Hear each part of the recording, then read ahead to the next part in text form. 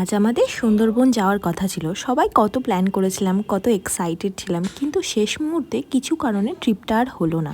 প্রথমে একটু খারাপই লাগছিল, তখন পিসি ফোন করে বললো, আরে ট্রিপ যখন হলো না তোমরা সবাই মিলে আমাদের বাড়ি চলে আসো। ব্যাস, যেমন কথা তেমন কাজ, বেরিয়ে পড়লাম সবাই মিলে পিসির বাড়ির উদ্দেশ্যে। যদিও ডেস্টিনেশন বেশি দূর না, হার্ডলি 10 কিলোমিটার। আর এই যে সবাই চলে এসছে। আর কারা কারা আমার মতো একতলাতে লিফটে করে যাও কমেন্ট করে জানিও অবশ্যই। আর এটা হচ্ছে আমাদের ছোট্ট দেওর, দেখো আমাকে দেখেই মুখ লুকাচ্ছে।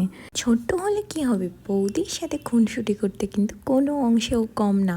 আর এইদিকে দেখি পিসি আমাদের জন্য গরম গরম ডালের কচুরি বানাচ্ছে, তার সাথে ছোলার তরকারি, সত্যি ভীষণ টেস্টি ছিল। এটা হচ্ছে আজকের লুক।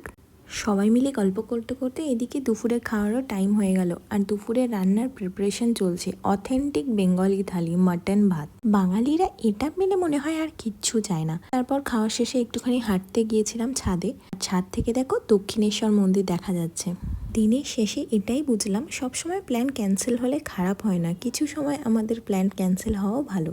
আর এইদিকে দেখো পান খেলে মুখ লাল না হলে নাকি বর ভালোবাসে না। আমি আমার বরকে বলছি, তুমি আমাকে ভালোবাসো না। আসল আনন্দ কিন্তু কোনো জায়গায় নয়, নিজের মানুষগুলোর সঙ্গে কাটানো সময়। 10 টাকায় কটা বলুন? তিনটে তিনটে নাও নাও নাও, পঙ্কা নাও, পঙ্কা নাও। শুকনো দাও ওকে। দাও, আমার শুকনো দাও।